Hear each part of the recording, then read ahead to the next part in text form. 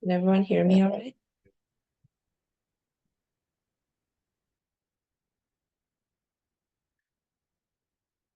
You guys hear me? Yep. Okay, perfect. And just to confirm, you guys can all see my screen, right? Okay. Okay, perfect. So, I'm gonna get started soon. Maybe in like 2 minutes, just to see if anyone else shows up. Mm,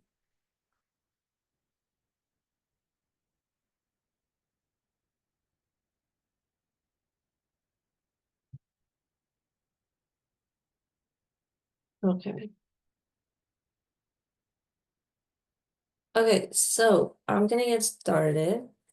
So today we're hosting an essential study skills workshop for high school success. So if you're in middle school or in high school, you might find this workshop extremely helpful. So just to begin, this is a little bit blurb about me. I am Zenyan, and I am a third-year specialist in psychology at UFT. I also have a linguistics minor, and I love studying the human mind and spreading knowledge. So, can I get a show of hands or like type in the chat, how do you currently study? What are your methods to studying, whether it's like just memorizing things, looking over your notes? How do you study? So type in the chat. For me personally, I think how I study in high school was to do a lot of practice questions until I got familiar with the concepts, and then I would study with my friends in school. But in university now, I find myself, having to do more remote memorization because I have a lot more kind of content where I have to, you know, like memorize. Because I am in psychology, I have to memorize kind of the entire textbook sometimes. So that's kind of how I do it. So Joe says, writing down the stuff I'm learning, and then Estelle says making a study sheet and going over it, as well as practicing. Yep. So both solid methods. Wesley says printing sheets and working on them. Yeah, so in high school, middle school, a lot of this stuff you do is kind of practicing and then doing worksheets. But here, I'm gonna introduce some topics. So today's agenda, we're going to talk about active studying, time management, and then motivation and goal setting. So the first topic is active studying. What we just talked about, think about what your current study methods are. Do they fall under passive studying or do they fall under active studying? So passive studying is consuming information through only reading and listening. So this is really just like listening to your teachers talk and then kind of taking notes. And then when you're studying, you just read it and then basically that's it. And then active studying is processing of information by which by engaging the content through discussion, problem solving, reflection, questioning, and practice. So this is a more kind of in-depth method of studying, especially because you're kind of engaging in discussion. You're talking to other people or talking to yourself about the topic, and you're trying to problem solve, which is what some of you guys have already been doing, which is printing out worksheets and then practicing. So this is great. Um, So let's do some reflection. Right now, do you guys have exams still? Like, because when I was in high school and middle school, when I was in high school, it was COVID. So we didn't really have any exams. So now I'm wondering if you guys had exams before the winter term, the winter break. Not right now. So when are your exams?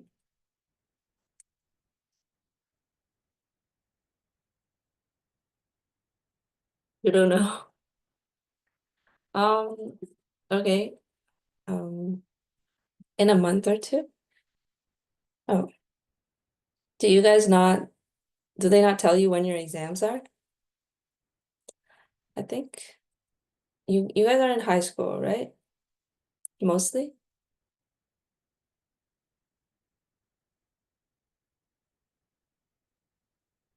Are you guys in high school or middle school? Okay, Estelle's in middle school, so not high school yet.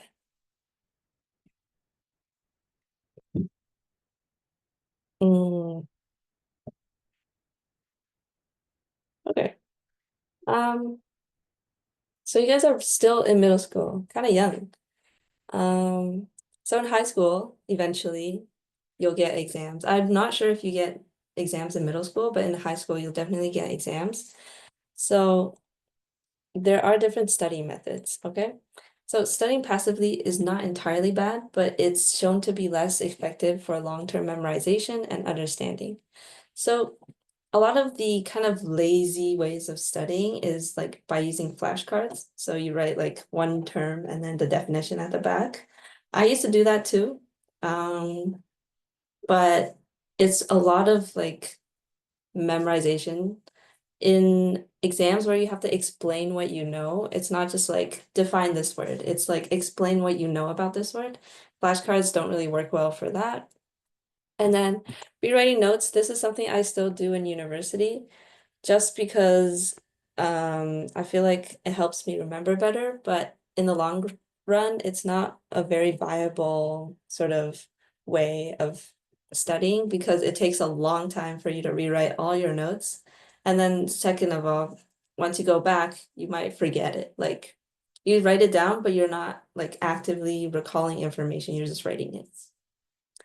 And then there's things like rereading chapter summaries and outlines, rereading textbook, highlight material, review highlighted material. So it's very surface level things that you do if you're studying passively. So if you do this, it's fine because you're still kind of young in middle school. But once you hit high school and then university, you have to sort of develop active studying methods. So active studying is a method of studying where you can retain information in a way where you can recall it completely from memory. So this is basically when you're studying, you're reading over your notes and you have to tie these new concepts to things that you already know. And to do this, you need a lot of practice. So you first of all, you have to pay attention during class so that you have sort of a memory trace of um, what you learned. And then once you go back to study, you'll remember, oh, my teacher went through this topic and these were the examples that they used. I find that this helps a lot with, especially in high school and university, because a lot of the times, if you don't pay attention in class, you can go back to study and then not remember that it was taught at all. So pay attention in class. Um, and then some of the benefits of active studying is that you'll have an improved understanding of concepts. It's more effective, meaning it takes less time to master concepts because you're not rewriting your notes a dozen times and like highlighting and rereading, things like that. And then it also encourages enhanced retention. So the material stays in your long-term memory for longer. So how could we actually try active studying? Here are some examples of active study methods.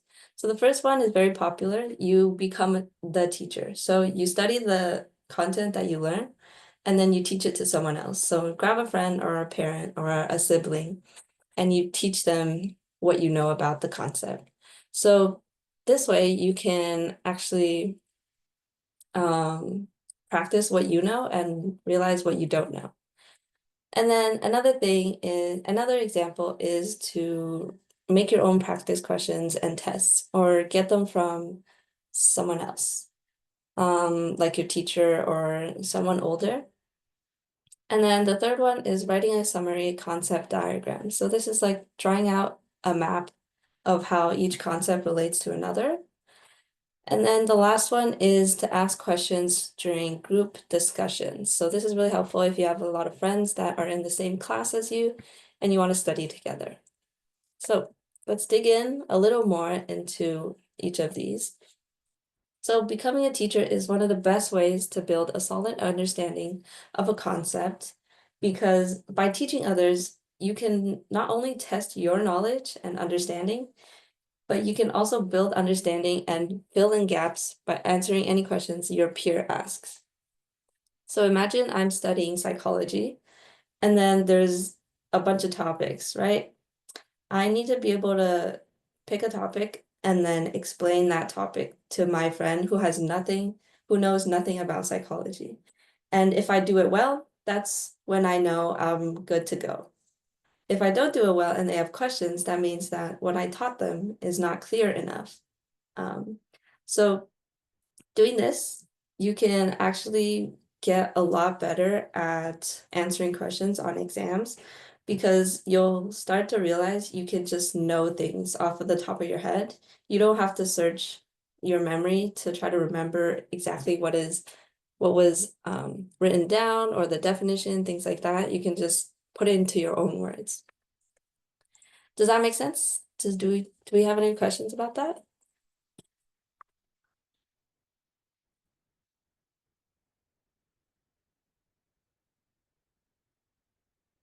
Okay. So if no one has, perfect, there's no questions? So we'll go to the next slide. Okay, so the second way of active studying is to teach yourself. So if any of you are going into STEM, like science, tech, engineering, math, you might have to take, Calc 1, algebra, things like that in university. So a lot of the times you need to memorize formulas or methods to solve a problem. And what you can do to study for this is to write down all the steps of how to do that question.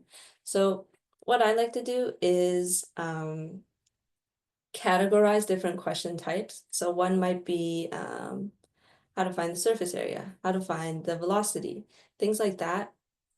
I categorize these questions first, and then I write the steps on how to solve them. So number one, I tell myself, okay, I need the gravity. How do I find the gravity? And then I could write, okay, I need the speed. How do I find the speed?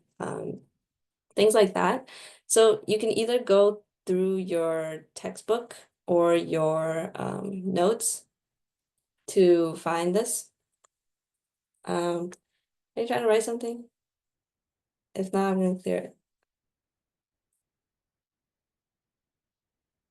Okay, I'm gonna clear it. All right. So the steps, yeah, as I was saying, it's really good and helpful for you to write sort of like a cheat sheet for yourself on how to solve each type of question, especially if you're doing math, if you're doing stats, if you're doing physics, things like that. It's really, really helpful. So this is an example of what that looks like on the side. So the the category is how to do inscribed cone plus cylinder question.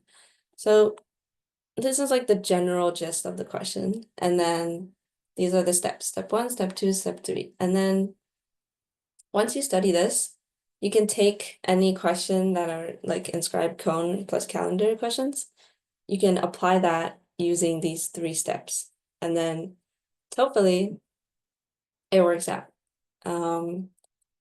But I don't do much of math and physics anymore, so I don't really know much of this.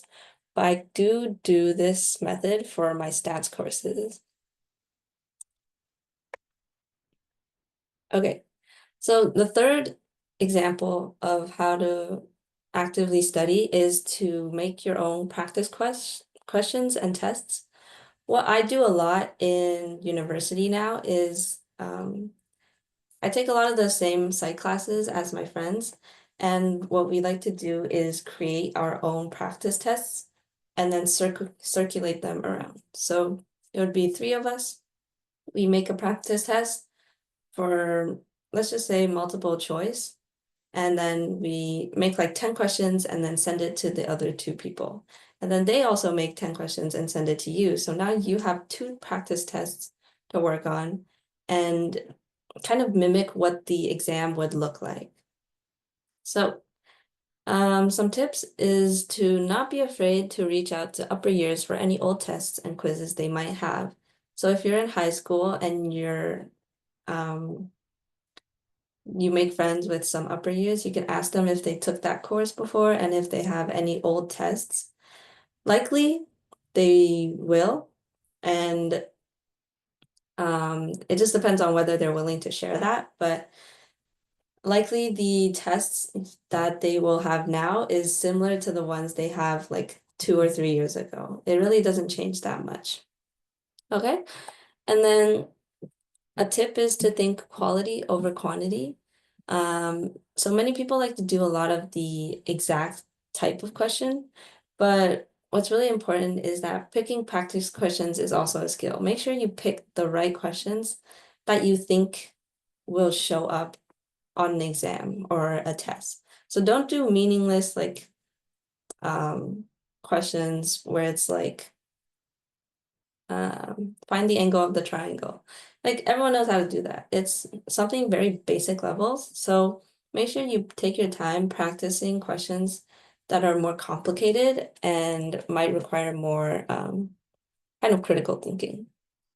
So yeah, don't be afraid to do challenging questions, even if you get it wrong, because it helps you kind of get into that mindset of, you know, maybe these are the challenging questions are what you expect to show up on the exam, but then actually it's a lot easier. And that is also a relief too. And these are some like examples of calculus midterms. But it's just practice. So the more practice, the merrier. Okay, and then the last example of active studying is to write a summary slash concept diagram.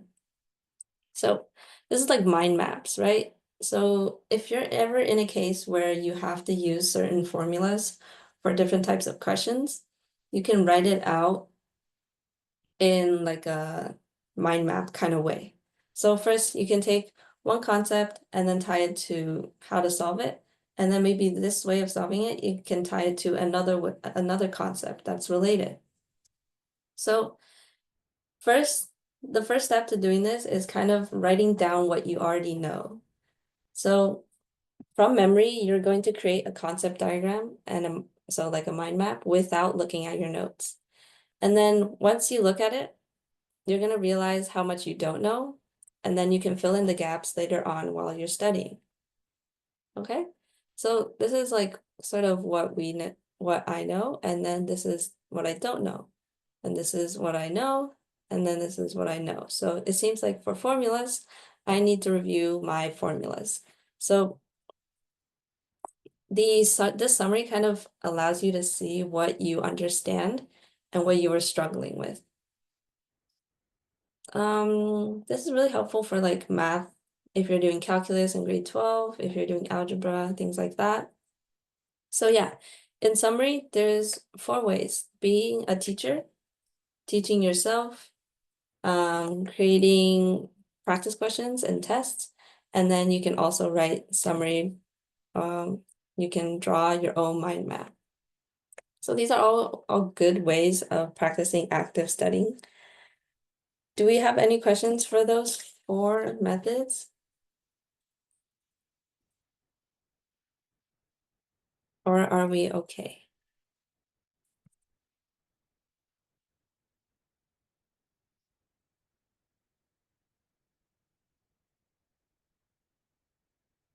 Are you guys still with me?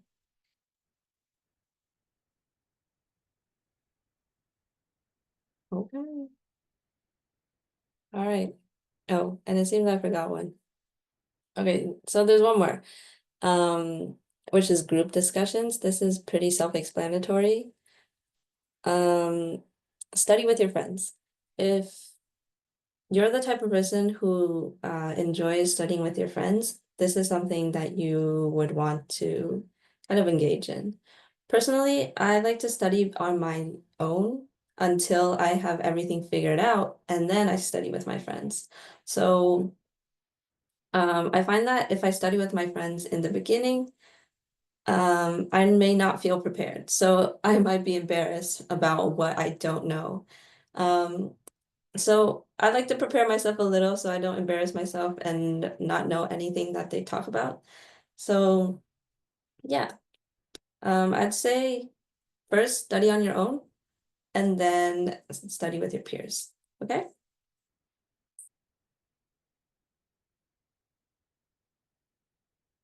Yeah, and this works really well because you have you can fill in the gaps of each other's knowledge. Like if you don't know something, your peers might know it.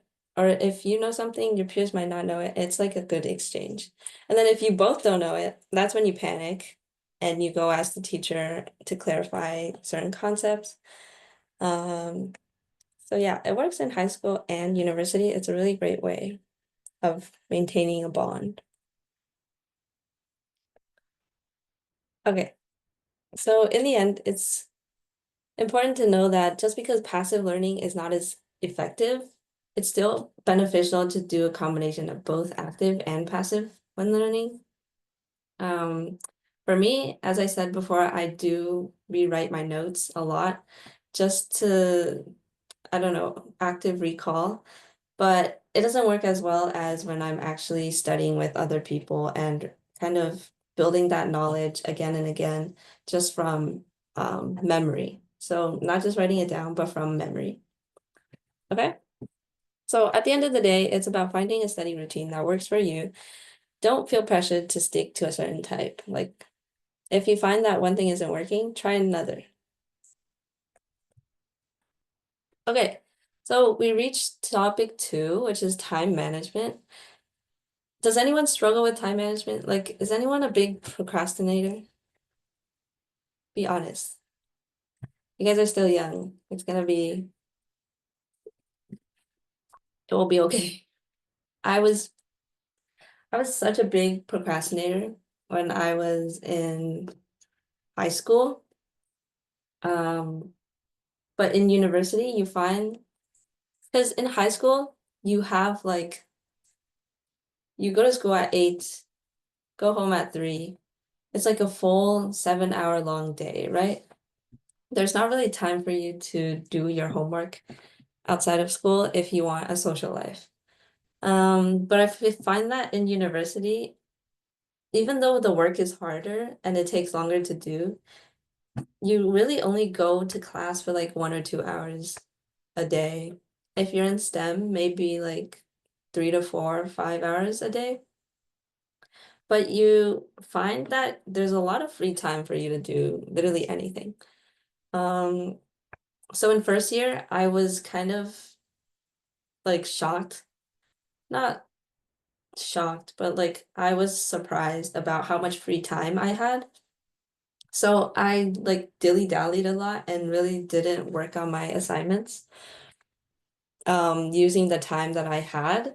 So in first year, my grades were kind of meh, but as I build kind of as I kind of got used to having that kind of schedule, in second year, I really found that starting your work before it's due is really great because it builds up so quickly. And you actually do have a lot of time to work on things. You just need to find a good way to allot that time. So we're gonna work on some time management, okay? First thing is the Pomodoro method. If you find yourself struggling to start working, this is something that might help you. So it's a cliche, but it is a nice way to boost productivity and efficiency. So how it goes is that you set a timer for 25 minutes and you study and work in that 25 minutes. Then you take a 5-minute break and then you repeat. So this method is sort of like a reward system. Once you're finished working for 25 minutes, you get to take a break, go for a walk, things like that. So it gives you something to look forward to. However, for me, I find that 25 minutes is a little too little. Sometimes it takes me 25 minutes to lock in. Like I need more time than that to sort of become productive and kind of like get into the flow. So what I like to do is actually, I like this 50 times 10 method. So I work for 50 minutes and then I take a break for slightly longer. So I work longer and then I take a longer break, and this works well for me. But if you guys want, you can try the shorter version. I'm sure it works as well. There's another one called Anime Doro, um, which is where you work for an hour and then you watch one episode of TV. I tried this. It doesn't really work for me because this episode of TV could mean like an hour, and then I just get distracted and I don't come back working again. So I like the second method a lot better than the other two. And here's just like how this model could work. So say you're doing the 25x5 Pomodoro method. So you're gonna plot like what you have to do into that allotted time. So in the first 25 minutes, you're gonna do practice problems from 40 to 20. And then you're gonna take a 5-minute break. And then you're gonna do your practice problems from 5 to 60. And then you take a 5-minute break. And then you're gonna test yourself on what you just practiced, and then you're gonna take a 5-minute break. And then you're gonna summarize what you learned until everything is kind of done, right? Um, okay. And then here are some resources for Pomodoro. This is a website. So if you Google Pomodoro, there's a lot of websites that offer timers that help you keep track and monitor your progress. Um, I find these things are kind of helpful as well because it helps you sort of, it's like having someone study with you. It's kind of comforting. Like if you don't have anyone to study with on campus or in school, you can just like play this in the background, and it works for some people, doesn't work for others. This doesn't work for me because I like it to be silent when I study. So just things for you to try out. Okay, so here are some time management tools. You can feel free to screenshot this if you want. So there are three there are three types: to-do lists, managing project management ones, and then calendars. For me, to-do lists to-do lists are good, but I find that I kind of forget to make them sometimes. Like I would make it and then not go back to it to keep updating it because that's like an extra thing that I have to do. And then this project management, I would use this, but it's not like meant for time management. So it's sort of like a secondary option. The thing that I really like to use is calendars. So whenever I have a due date coming up or an exam coming up, just things that I need to do in general, I can put it into my calendar. And then the really great thing about this is that it sends notifications to your phone or your mobile device, um, like your iPad, things like that. And it can help you sort of keep track of all your deadlines.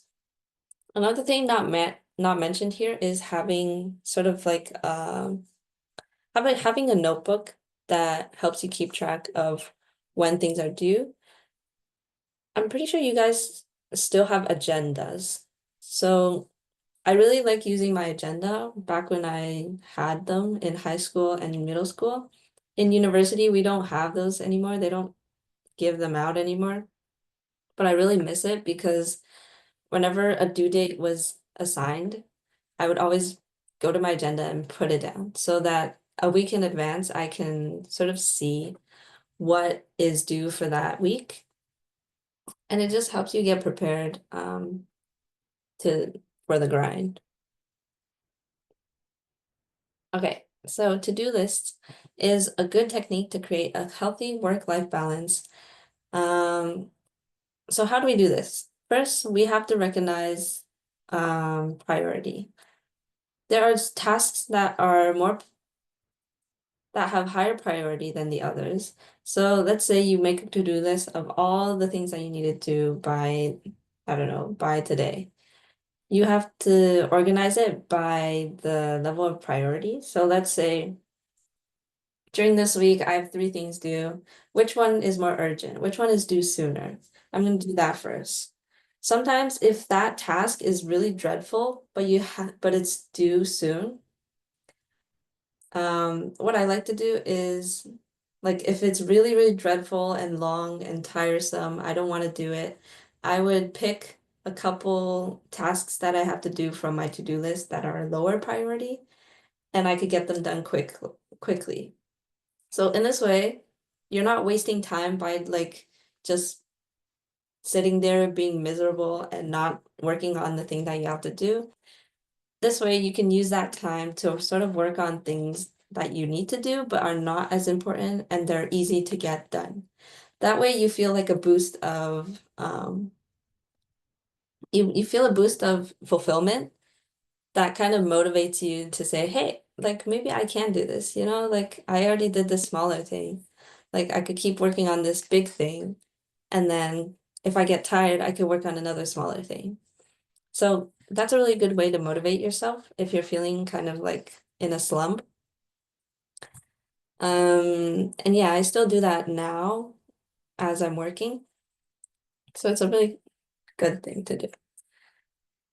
Okay, and this is done on I think this is done on Notion, where you kind of manage your progress with the task that you're doing.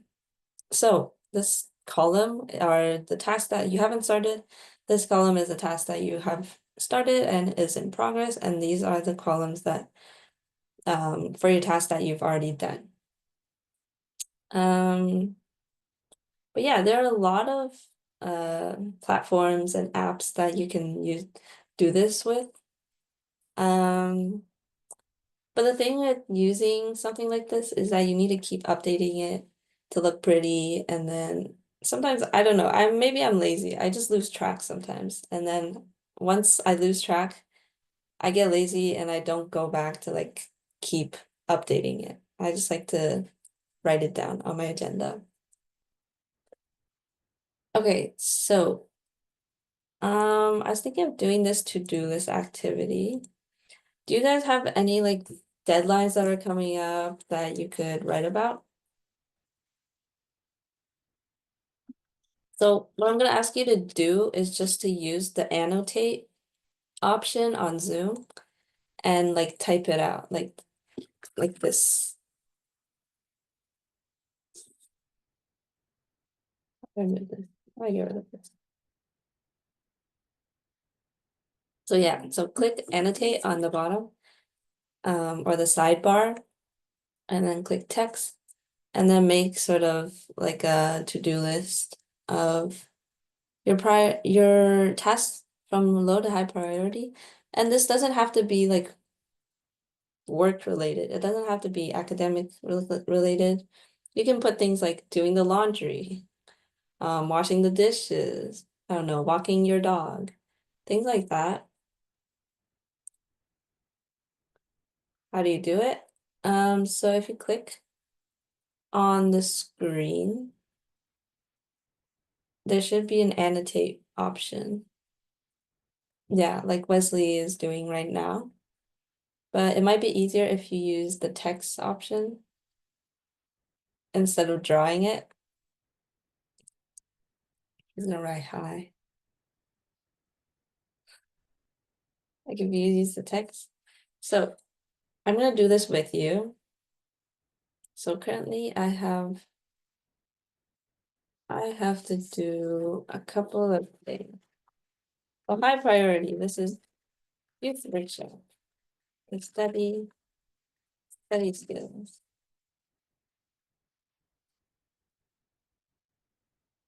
And then I actually I have to watch my lecture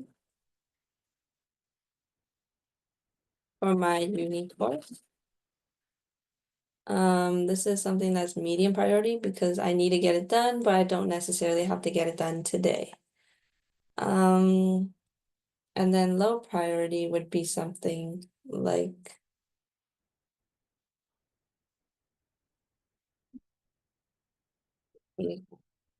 well, maybe something like this. So these are all things that I needed to do today, and they're ordered by high to low priority. So high priority is I have to teach this workshop. Medium priority is later, if I have time, I'll go watch my lecture from my uni course. And then at nighttime, when everything is done, I will take out the trash. So little things like this to sort of help organize what you're going to do in a day can help you organize your thoughts better so that you don't forget anything. Especially when you're in like university where the teacher does not care. Like the teacher doesn't care if you miss a deadline. They're not gonna chase you. They're not gonna ask questions on why you're missing the deadlines. Because in a class of 500 people, they're not gonna care. So you have to keep on top of your tasks at all times. They're not going to micromanage you. So you have to sort of really manage it all yourself. So yeah, to-do list, good.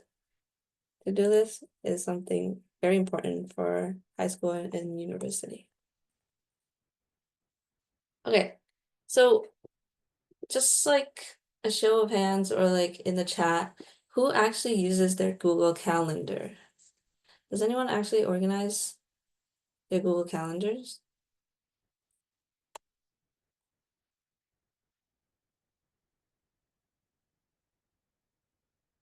Okay, Joe uses it. Estelle uses an agenda. Yeah. So when you're younger, an agenda is definitely good. I love using an agenda. But once you're in like once you're in university, it can be kind of like a drag to carry an agenda around. But if your agenda is mini size, totally go for it. I still have my mini size agenda from first year, but they can get pricey sometimes. I don't know what came into the air, but I bought an agenda for like $20 the other day, and I don't think that's worth it. So calendars are a great resource for organizing your due dates. And it also allows you to visually see your deadlines and important dates. So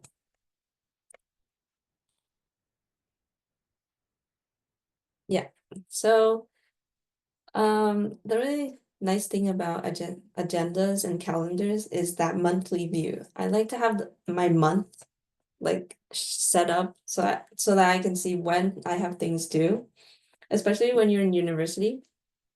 Um, I like to put all my due dates on the monthly view instead of the weekly view so that I can see how many days I have in between each deadline to get things done. I also do this with exams and tests so that I know how many days I have to study before that exam and how many chapters I have to study per day. So this is really helpful. If you aren't using your Google Calendar yet, please do. It's free, first of all, it's free on Google Chrome. Unlike other things that you have to pay for. So really try to get familiar with that. Okay. So this is an example of what a calendar might look like for a first year university student in engineering. So first of all, there's 3 lectures, bang, bang, bang, and then a break, and then lecture, and then lecture. So the rest of the day can be used for things like this, study. There's lecture, tutorial, lab, and then all this time you could use for studying. And then it's just a nice way for you to see everything that you have to do. To be honest, I'm a visual learner, so when things are presented to me like this, it's really nice because I can just know, I can have an idea of how much time I have in between each thing that I have to do. And then calendars. This is really nice. I like calendars because it tells you, see, like this whole week was reading week. So I had no classes during this week. And then I have class, Wednesdays off, class. It just reminds me of what class I have the next day so that I don't have to worry about waking up and then be like, oh no, what class do I have today? You know? So this is Notion, but I've transferred to using Google Calendar because again, it sends me notifications on my phone and on my iPad so that I can easily access whether I have a due date or a class coming up. Okay, so topic 2 about time management. Do we have any questions about that or are we good to go?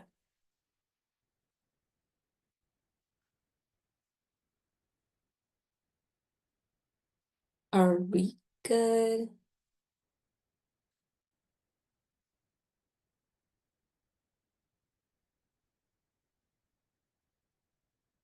Okay, perfect. So since we're good to go, we're going to talk about the last topic, which is motivation and goal setting. So what motivates you to study? Why do you want to do well in school and why do you care so much? So can I just have you guys share sort of why you, since you're all here, I assume that you guys do want to do well in school. That's why you're here to learn about the effective study methods. So why do you want to do well in school? Is it because you want to go to a good university? You want to land a good program? Um, to get good grades? So Estelle, Estelle, you're in grade 8. Yeah, so in middle school, you're still early. You guys are still young. Oh my gosh. I remember when I was in middle school, I did not get good grades. But it's okay because right now, um, I think you guys are all competent people that you guys kind of are here to learn about how to get good grades. So I think you guys will do a good job. Okay, so you want to get good grades, you want to work with smart people to get into a high school. I don't think you need good grades to get into a high school. Maybe stay in the high school and apply to university. But yeah, it always looks good on your record, right? So good grades is definitely a good reason. Go to a good high school. Oh, I see. Okay. So yeah, I'd say definitely don't stress too much about your grades in grade 9 and 10. But start stressing a little when you're in grade 11 and 12 because those are the grades that you're going to use to apply to university if you want to. Um, but if you are an overachiever, you can, start doing good all the way from grade 9 to grade 12. But it's just like a little something to know. Okay. So we're gonna do a goal setting activity. Okay. Goal setting is identifying specific objectives or desired outcomes and create a plan of how to achieve them. So goal setting is something that not a lot of people do because they forget about it. But if you hold yourself accountable, it's actually a great way to track progress. Um, how I like to do it is to create SMART goals. So you're going to set it up to be specific, measurable, attainable, realistic, and time bound. So you're going to write down your goal and then you're going to create an action plan to sort of achieve that goal. Then you're going to set a time frame and then adjust things here and there as you go. So let me just break this down. Specific means you're trying to obtain something specific, like a very broad goal would be to improve your English skills. But a more specific goal is to improve your grammar or your sentence structure skills, your essay writing skills. Those goals would be more specific than just to improve your English. And then for measurable, try to use numbers. So let's say you want to set a goal of writing better essays. Well, you can say that I want to write 3 to 4 essays by the end of the year, and have it 5 to 10 pages long. So using numbers, you make your goal measurable so that you can measure your success. And then for attainable, you think about, is this goal really realistic? And I guess attainable and realistic are like quite similar. But basically, this goal has to be achievable, realistic. It can't be, I want to write 20 essays in a year and then have them, 50 pages long. Like that's just setting yourself up for failure. And then the last one is time bound. So you're gonna set a time period of when you want to do this. So what I've been saying is like a year's time frame, but you can have maybe a week to do something, a month to do something, and really track your progress by breaking, let's say, a month into weeks. So by week 1, I want this done. By week 2, I want to progress this much. And then week 3, I want to progress even more. So these are all really good ways of measuring your goal. And this is sort of another template that I have for setting a goal.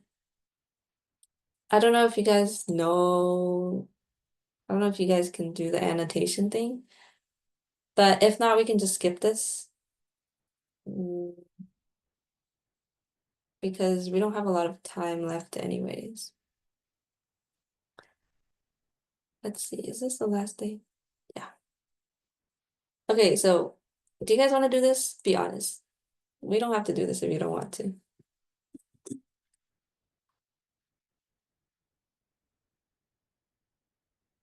No? Can't edit it? Mm, shouldn't be. Wesley's annotating.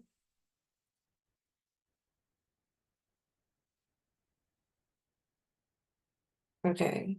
Well, if you can't annotate it, that's fine. We'll just save it for another time.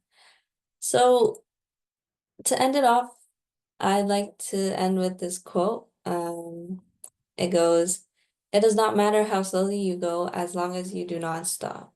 So during high school, it's a period of change. You might be comparing yourself to a lot of other people and how they're doing in school. But what matters the most is that you're doing your best, you know?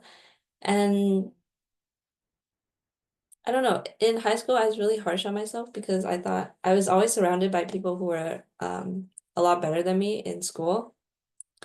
But then I realized, I took a step back and I realized like everyone's going at their own pace. Like you don't have to compare yourself to other people. If someone has better grades than you, it's really not that big of a deal, right? As long as you're putting your all into it, you're doing your best, that's what matters. But yeah, if you want to take a screenshot, these were the resources that I talked about today.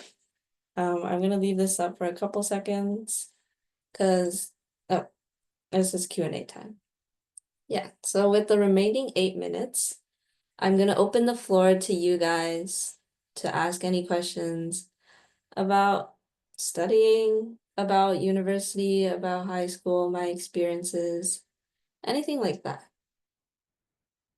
Just if you're curious, any questions? What is it like going into high school? Okay, so my experience was that in middle school, I had a homeroom class, right? Every day I would go into class and I would sit with the same people in the same class. And then we kind of moved like as a herd to go to English, to go to math. It would be the same people. In high school, however, you have a homeroom, so every day you go to your homeroom class, but everyone has different schedules. So you pick your own courses, whether you want to take physics or chemistry. I didn't, but other people might have.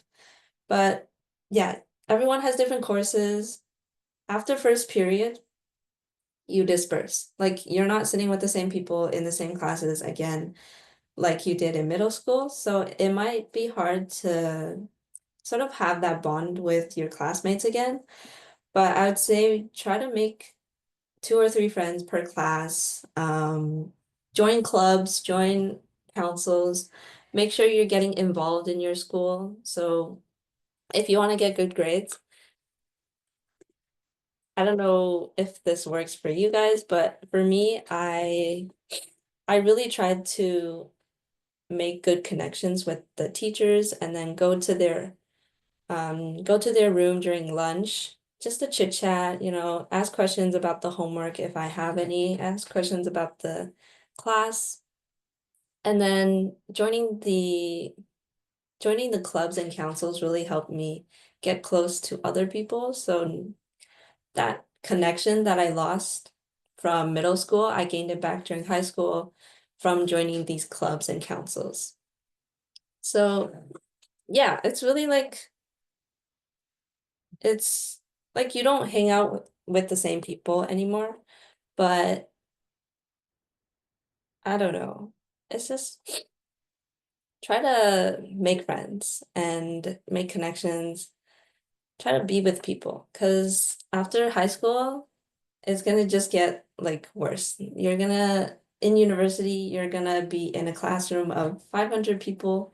You're likely not gonna talk to anyone after class, so cherish the friendships that you make in high school.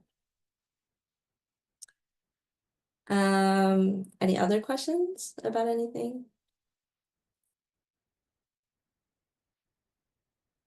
Is there a lot of homework in high school? Um, I would say yeah. In high school, there is quite a lot of homework. Um, Not as much as university because university you have to do everything yourself. But in high school, you have time to finish work before you have to take it home. So really, my motivation to get my work done was that I don't want to do it at home. So I always tried to finish my work during class time so that I have less to take home. I know people who kind of just like dilly-dally around after class is finished and kind of just chat with friends. But what I did was like I really locked in and was like, I gotta do this like during class time so I don't have to do it at home. I think that really helped me take off the workload. And I think you should try that too. If that's like if homework is something that you really don't want to do. Okay. Any other questions? From any questions from Wesley, from Joe, from Nicole?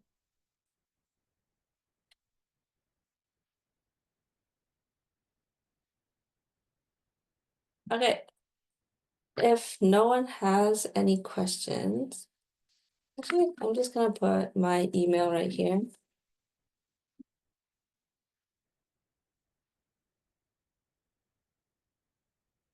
For anyone curious about university life or high school life, you can email me with any questions and just say like, hi, I was in your essential studies skills for high school success workshop. I have questions that I didn't get to asking, and then just ask me from there. Okay. But yeah, this meeting will be recorded and uploaded to our website for your review. But yeah, I really do thank you guys for coming and showing up today. I hope you guys have a wonderful winter break and holidays with your family and friends. And I hope to see you guys sometime soon. All right. So that marks the end of the workshop. Thanks everyone for coming. I'll see you maybe another time. Bye.